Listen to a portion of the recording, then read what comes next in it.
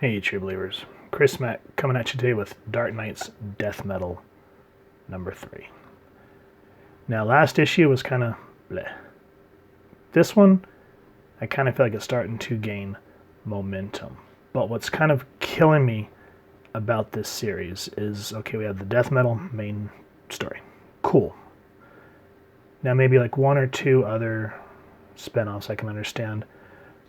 But whenever I go to the local comic shop to start picking up these books, it's just like this and this and this and this and this, and it's starting to get a little ridiculous. Because now you have to read, like, say, for example, you have to read Speed Metal to find out what's up with this Robin King. You have to read this to find out what's going on with that. And it's just, it starts to take away what the impact of what this is supposed to be. Because then you're like, oh, I got the main death metal title. Well, all the important stuff didn't happen in it. And if all the important stuff didn't happen in the main title, then who cares?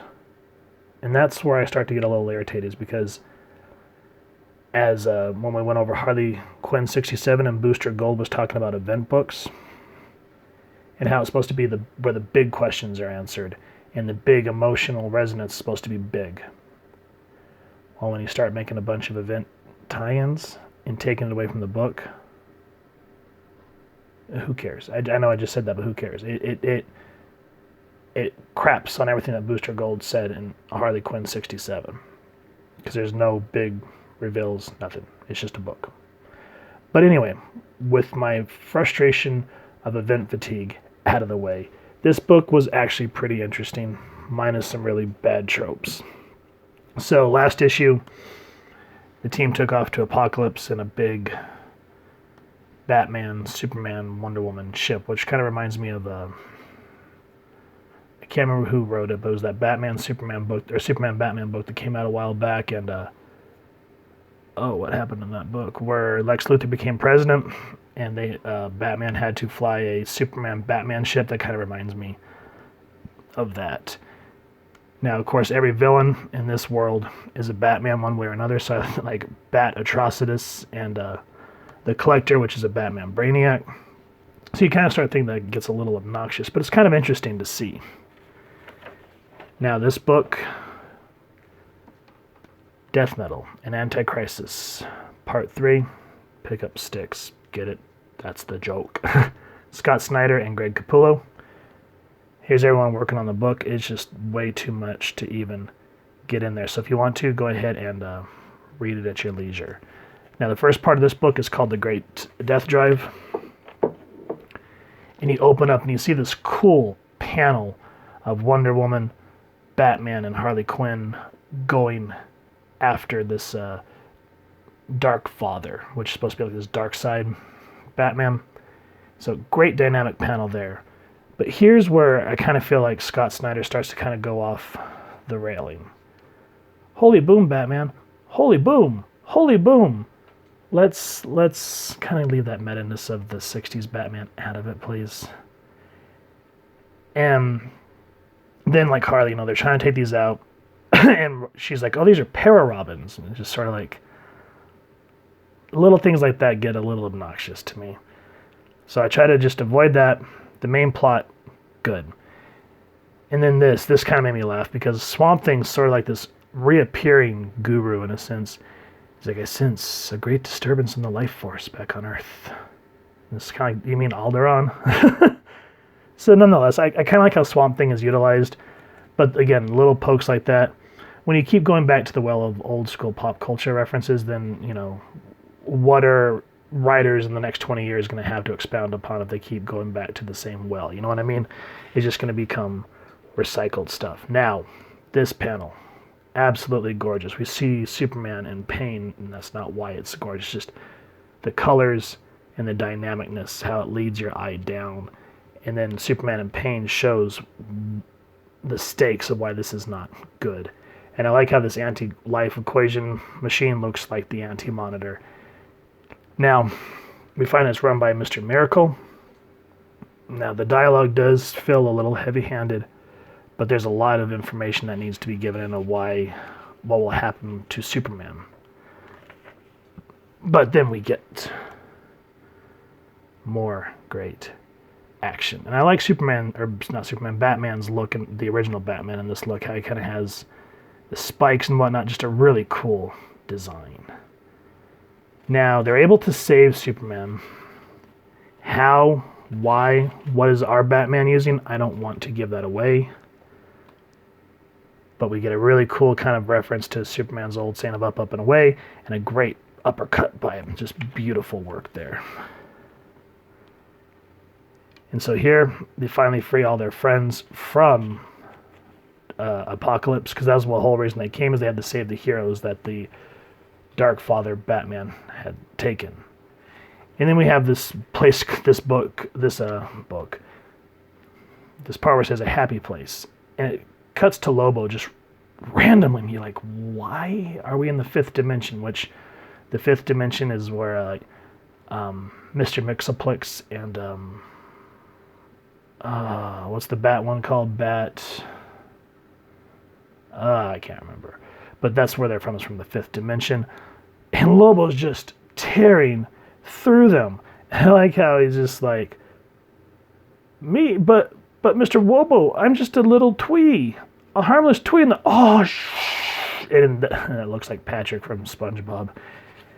So I promise there's a reason for this, because when I first read it, I was like, what the heck? But we get into it. Now here's I guess you would now call this the second appearance of the Robin King. Again, didn't happen in this book. It happened in a tie-in. So why do I care about this book if it happened in that book? See what I'm saying? Start to lose the impact of an event book. But this guy is just as insane as the Batman Who Laughs. Because everyone thinks at this point the Batman Who Laughs is dead, or that he's starting to come back because of what Wonder Woman was able to accomplish. And, oh man, the way he talks to Wally. Now, not Wally, I'm sorry, Barry. Now, one thing I'm going to say again, and I've said this several times when it comes to the Flash. Jay's like, and who are you supposed to be, kid? Me? I'm the Robin King, Jay. Good to meet you. Now listen to what Barry says. Nice get-up. The belt is choice. Now, I don't know if this is because this is a hellscape future, and maybe Barry's gone a little mad.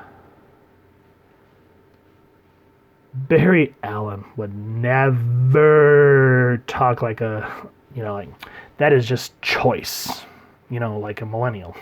No offense, but Barry and Jay are very much more mature, can be matter-of-factly, and make jokes when it's appropriate. That's why in a lot of these old newer books where they make Barry the Joker, it does not work for me. So this aside, listen to how psychotic this kid is. Now, again, the dialogue does feel a little heavy-handed. But he goes, why, thank you, Barry. Working on it's sort of my happy place, It sure took a while to make it, but believe me, see the compartments? They contain ways of killing every single hero in the world. Neat, huh? This one here, it's for you.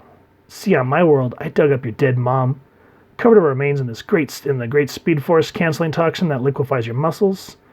Super painful. Such cool stuff. I stuffed her rotting corpse into a flash ring. Her arms sort of fling out like she's trying to hug you when she pops out. Wanna see? Whoa, that is intense. So even though there's a little bit of reading, it hits because he's trying to poke at the heroes. Now, I don't want to give away why that whole panel was important, but this basically falls around everyone's trying to protect Wally West because he's sort of the key in making this happen, but everyone has to set things in place for these things to happen and for those things to happen. Now, what I really liked about this book is unlike the last issue, where it felt like if you hadn't read this event, that event, this event, that event, this event, this crossover, it wouldn't make sense. And there's still some hints. So, like, for example, here, okay, we got all our heroes back. But then we get Jarro. And they talk about Perpetua, which if you haven't read Snyder's Justice League run, that's not going to make a lot of sense. Same thing with Jarro here and why he calls Batman Dad. So those are little things, but I'm glad that Nonetheless, if you can look over that and just accept it, kind of like how here, even the editors kind of get a little meta and they said, see Justice League for why Batman is hugging a starfish. Or better yet, just make up your own reason. That's kind of cool because, yeah, that was one thing about this book that killed me is it felt like event. So that we can have another event. I feel like, I can't remember, I've said this before, but now that I haven't had enough coffee, I can't remember who made the quote, but they said that each issue of a comic felt like there should be a jumping on point. And it shouldn't have to, like, for example, jump on this and be like, where's this Robin King? Oh, we got to go jump on 9 million other books. So that's one thing that needs to kind of slow down, and why event books are failing nowadays is because of all the tie-ins and the 6,200 variants. Now, with all that said, it's a great story. The artwork is absolutely beautiful, especially with Lobo here flying through space. Oh man, that's like a modernized like version of something you'd see from like Kirby, you know, like all the Kirby crackles and the stars. Absolutely beautiful work there. But like I said here, there's a reason Lobo went to the 5th dimension. I don't want to give that away because I believe it's a beat for the next issue. So overall, some really cool ideas. There's some like LOL, so random humor that I kind of feel that needs to stop because it detracts from the whole tone of the book. Now the 5th dimension part, that, you know, Lobo kind of coming in, that was kind of a cool stark contrast. But like Barry talked about how fashionably cool that belt is, or holy this Batman and holy that Batman, and just starts to get a little bogged down with stuff like that.